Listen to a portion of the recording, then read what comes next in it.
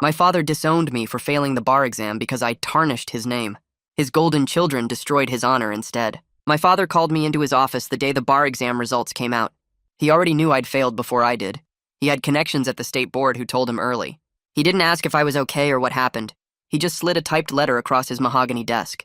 It said I was no longer his son, and I had 1 week to leave his house. He said the family name meant something in the legal community, and I'd tarnished it by failing the bar after he'd paid for 7 years of education. He actually used the word tarnished, implying that we were like silverware that needed polishing. My brother Nathan was already a partner at Dad's firm. He'd passed the bar on his first try 5 years earlier. Dad threw a party for him that cost $20,000. He invited every judge and lawyer in the state. He gave a speech about Nathan carrying on the family legacy of legal excellence. Nathan stood there smiling in his custom suit while Dad called him the son who made everything worthwhile. My sister Lydia passed 2 years after Nathan. Another huge party. Another speech about family pride.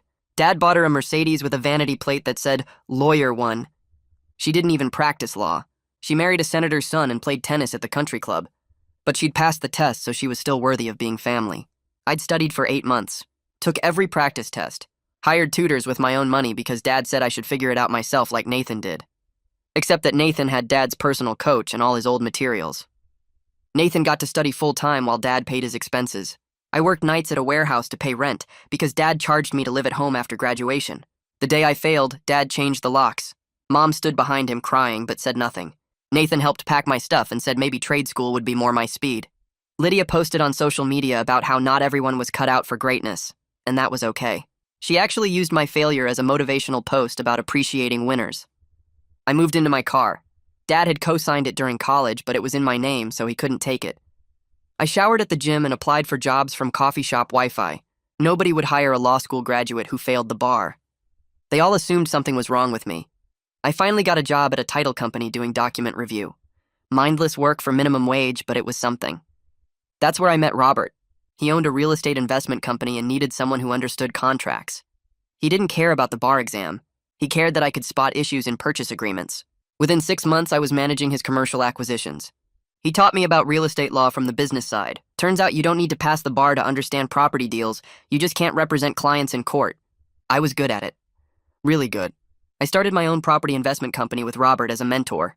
Used my legal knowledge to find loopholes in zoning laws that let us buy cheap land and flip it for commercial development. My first deal netted $200,000. I didn't tell my family. Nathan, meanwhile, was struggling. He'd been skimming from client trust accounts to fund his gambling addiction. Dad had been covering for him for years, replacing money before audits. But the state bar started investigating after a client complaint. Nathan needed $3 million to avoid criminal charges. Dad mortgaged everything. The house, the firm, his retirement. He called it protecting the family name, the same name I'd tarnished by failing one test. Lydia's husband divorced her after finding out she'd been having affairs with her tennis instructor and her personal trainer. She tried to hide assets during the divorce but got caught. The judge sanctioned her for fraud. The state bar opened an ethics investigation. Dad paid another fortune for her lawyers. She ended up suspended for 2 years and lost everything in the divorce. Dad's firm started hemorrhaging clients. News about Nathan's theft and Lydia's fraud made everyone nervous. Junior associates quit. Partners withdrew their capital. Dad called asking if I could help with a loan. He said blood was blood. I reminded him about the letter disowning me. He started laughing and said, "You're not going to fail me for the 3rd time, right?" I hung up and sat there in my car outside the strip mall property I'd just closed on. Dad's laugh kept playing in my head like a broken record. The way he said it, like asking me for money, was some kind of joke we were both in on. My hands shook when I gripped the steering wheel. 3 years ago, he threw me out with a typed letter, and now he wanted me to save his perfect children from their own mess. I pulled out my phone and called Robert before I could talk myself out of it. He answered on the 2nd ring.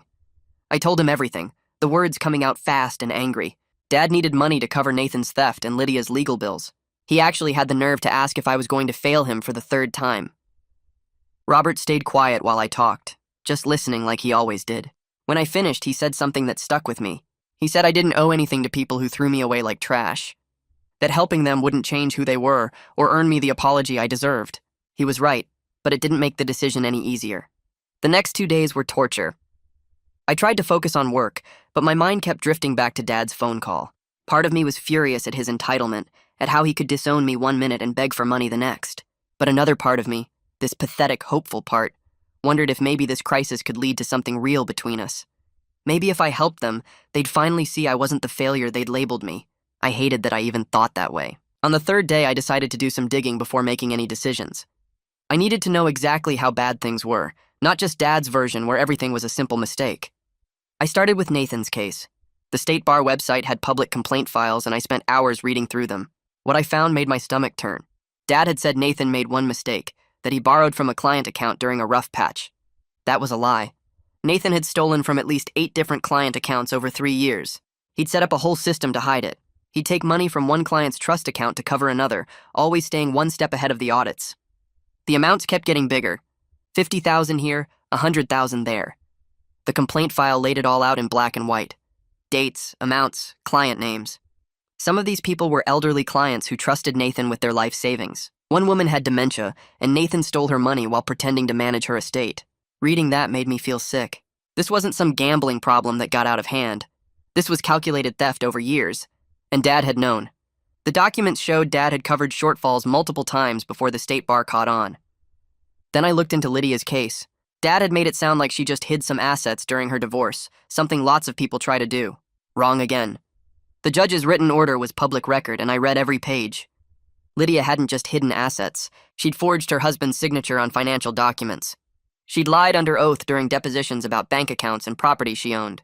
She'd transferred money to fake companies she'd set up to hide it from the divorce proceedings. The judge used words like deliberate fraud and pattern of deception. He wrote that Lydia had shown a complete disregard for the truth and the legal system. The State Bar investigation found even more. She'd falsified continuing education credits for 3 years, never attending the required training courses, but submitting fake certificates. She'd been playing tennis at the country club during hours she claimed to be in legal seminars. Yet Dad still called it all a misunderstanding, like she'd just made an innocent mistake. 3 days after the first call, Dad called again. I could hear the difference in his voice right away. The arrogance was gone, replaced by something close to panic. He said the firm was losing clients faster than he expected. 2 more partners had pulled their money out. He needed an answer about the loan. I told him I needed to understand the full situation first. That set him off. He started yelling about how I was being petty, holding grudges when family should stick together in crisis. I pointed out that he'd decided I wasn't family 3 years ago. He said that was different, that I'd embarrassed him, that Nathan and Lydia were facing real consequences. Like losing my home and sleeping in my car wasn't a real consequence. The call ended with him demanding an answer by the end of the week. I met Robert at our office the next morning. I spread out all the documents I'd found on the conference table. The bar complaints, the court orders, the investigation reports. Robert went through them slowly, reading every detail. When he finished, he looked at me and said something I'll never forget. He said Dad was asking me to fund the consequences of choices he'd enabled for years. That the same man who called me a failure for one test result was now begging that failure to rescue his legacy. He asked me what I thought would happen if I gave Dad the money. Would Nathan suddenly become honest? Would Lydia stop lying? Would Dad apologize for throwing me out? We both knew the answers. Robert said the only thing that would change is I'd be broke, and they'd still be the same people they'd always been. My phone rang while we were sitting there. Unknown number. I almost didn't answer, but something made me pick up. It was Mom. Her voice was shaking, so bad I could barely understand her at first. She said she was sorry, that she should have stood up for me when Dad threw me out, that she'd been wrong to stay silent. She said she'd been watching me succeed from afar, hearing about my business through mutual friends. She said she was proud of what I'd built without their help or their name. I didn't know what to say. For 3 years, I'd written her off as just another enabler, someone who chose Dad's cruelty over her own son. Now she was apologizing, and I felt completely off balance. We talked for over an hour. Mom told me things I'd never known. About how Dad had controlled everything in their marriage, how she'd lost herself trying to keep the peace. Then she said something that shocked me. She had her own savings account that Dad didn't know about. She'd been setting aside money for years, just small amounts he wouldn't notice. She said she'd been too scared to leave before, but watching what happened to me had changed something in her. She saw clearly for the first time how Dad destroyed anyone who didn't fit his perfect image. She said she wasn't sure if she had the courage to actually leave, but at least now she knew she had the option. The money was there if she needed it. I told her I'd help her if she decided to go, that she could stay with me until she got on her feet. She started crying and thanked me. We agreed to meet for coffee the next week, just the 2 of us. That night I got an email from Nathan. It was long, full of excuses about his gambling addiction and the stress of living up to Dad's expectations. He said he never meant to hurt anyone, that the clients would be made whole through Dad's mortgage on the house and the firm. He went on about how addiction was a disease and he was getting help now. But nowhere in that whole email did he apologize to me. Not once did he acknowledge helping pack my stuff into my car or telling me to try trade school. He just assumed I'd help because we were brothers and that's what brothers do. Like the past 3 years hadn't happened. Like he hadn't stood by while Dad destroyed me over a test score while he was actively stealing from vulnerable clients. I read that email 3 times looking for any sign of real remorse or acknowledgement of how they'd treated me. There was nothing. Just excuses and assumptions that I'd come running to save them all. I opened my laptop and typed a single line back to Nathan. Do you remember helping me pack my stuff into my car after Dad changed the locks? I hit send before I could second-guess myself. The message showed as read within minutes, but no reply came. Hours passed and still nothing. I checked my phone obsessively for the rest of the day, but Nathan stayed silent. That silence felt better than any apology he could have written because it meant my point had landed exactly where I wanted it to. He knew what he'd done and couldn't find words to defend it. The satisfaction was cold and hard in my chest. 2 days later, I was walking the perimeter of a commercial lot we'd just acquired when a black SUV pulled up to the construction fence. The vehicle looked expensive, one of those luxury models with chrome trim and oversized wheels. Lydia climbed out wearing designer workout clothes, the kind with subtle logos that cost more than most people's monthly rent. Her blonde hair was pulled back in a ponytail, and she had on sunglasses that probably cost what I used to make in a week at the title company. The SUV had temporary dealer plates. She walked toward me smiling like we were old friends meeting for lunch. She started asking questions about my business, looking around at the property with fake interest. She said she'd heard through mutual acquaintances that I was doing well in real estate. She kept touching my arm and laughing at things that weren't funny. Then she said she always knew I'd land on my feet, that I was too smart and driven to let one setback keep me down. She said it like she'd been rooting for me all along, like she hadn't posted on social media about how my failure was a teaching moment about appreciating winners. Like those words hadn't followed me through the worst period of my life when I was living in my car and showering at the gym. I pulled my arm away from her touch. I told her I remembered her social media post word for word, that I'd seen it while sitting in a coffee shop using their Wi-Fi to apply for jobs that wouldn't hire me.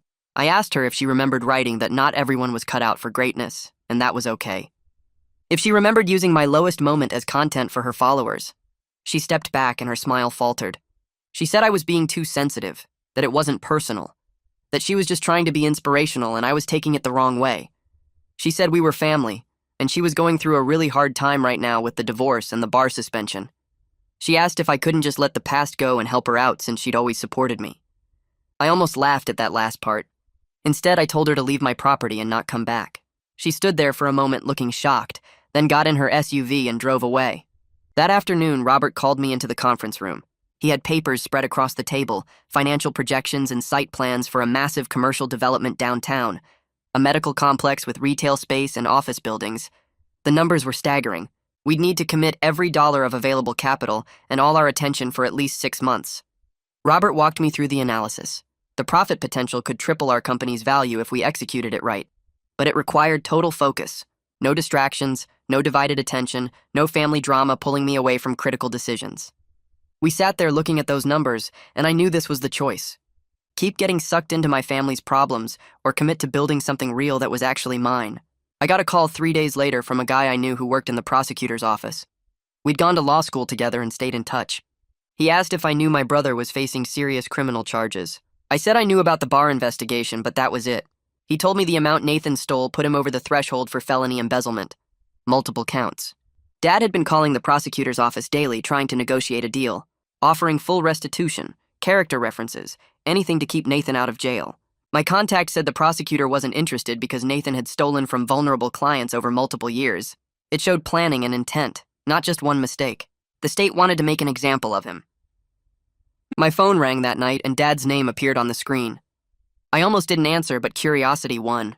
He started yelling before I could say hello. He said he knew I'd been digging into Nathan's case, asking questions, checking public records. He accused me of trying to sabotage my own brother instead of helping the family in crisis. I let him finish his rant, then asked why he was angry at me for reading public documents instead of being angry at Nathan for stealing from clients. I said maybe if he'd held Nathan accountable years ago when the problem started instead of covering for him and replacing stolen money, it wouldn't have gotten this bad. Dad said I didn't understand the pressure Nathan was under or what it meant to protect the family name. I hung up on him mid-sentence. The formal notice came 2 weeks later. The state bar suspended Nathan pending the outcome of criminal proceedings. He couldn't practice law or work at Dad's firm anymore. Dad had to send letters to all of Nathan's clients explaining that their cases were being reassigned to other attorneys. I heard through the legal community that several clients fired the firm entirely when they got those letters. Nobody wanted their case handled by a firm where the partner had been stealing from client trust accounts. The firm's reputation was collapsing and taking everything with it. I drove to the courthouse on the day of Nathan's preliminary hearing. I told myself I was going just to see it with my own eyes, to watch consequences finally catch up to the golden child. I sat in the back row of the courtroom while Dad and Nathan's expensive lawyer argued for leniency. Nathan wore a suit that probably cost $5,000 and kept his head down. The prosecutor was a woman in her 40s who looked tired and angry. She presented evidence of Nathan's gambling debts, casino records, credit card statements, loan documents. The total was over $400,000, way more than the $3 million Dad had told me about. She showed how Nathan had systematically stolen from 8 different client accounts over 3 years, always taking amounts small enough that he thought nobody would notice right away. The judge's face got harder with each new piece of evidence. After the hearing ended, I stood in the courthouse hallway looking at the marble floors and wood paneling. Dad came out of the courtroom and spotted me immediately. He walked over fast with his face red. He asked why I was there if I wasn't going to help. I told him I was watching his golden child finally face reality. That maybe if he'd held Nathan accountable years ago instead of covering for him and enabling his worst impulses, we wouldn't be standing here. Dad said I was being cruel and vindictive. I said I was being honest and walked away while he was still talking. The news about Lydia came through official channels a week later. Her bar suspension had been made permanent. The investigators found she'd falsified continuing education credits for 3 years straight. She never attended the required training courses. She just submitted fake certificates while spending that time at the country club with her tennis instructor and personal trainer. The Bar Association's report said she showed a pattern of dishonesty that made her unfit to practice law. I thought about her Mercedes with the lawyer one vanity plate and wondered if she still had it, or if that was gone too along with everything else. Mom's text came through 3 days later, asking if we could meet for coffee. She'd never texted me before. She didn't even have my number until recently when she must have gotten it from someone. I agreed and picked a small cafe across town where nobody from Dad's legal circles would see us. She walked in looking smaller than I remembered, wearing jeans and a plain sweater instead of the expensive outfits Dad always insisted she wear to maintain appearances. The exhaustion on her face had nothing to do with lack of sleep. It was deeper, the kind that comes from carrying weight for too long. We sat down and she ordered black coffee, no sugar, which surprised me because she always drank it with cream and 2 sugars. I asked if she was okay and she laughed, but it sounded hollow. She said she'd been living in a prison of Dad's expectations and judgments for 30 years. Every decision filtered through what he'd think, what it would look like to his colleagues, whether it met his standards for the family image. She talked about watching him throw away his son over a test score and how something finally broke in her ability to pretend everything was fine. She'd spent decades enabling his toxic behavior, standing silent while he destroyed relationships and crushed people under his need for status. She apologized again for not defending me when he changed the locks, for choosing his approval over her own child. I told her I understood it wasn't simple, that Dad's control was suffocating and she'd been trapped in it longer than anyone. She cried quietly into her coffee while other customers pretended not to notice. She said she had savings Dad didn't know about, money she'd been setting aside for years in case she ever found the courage to leave. I asked what was stopping her now, and she said fear, habit, the terror of starting over at her age after building her entire identity around being his wife. We talked for 2 hours, and when we left, she hugged me tight and thanked me for not turning her away after everything. I made my decision that night sitting in my apartment looking at the commercial development contracts spread across my desk.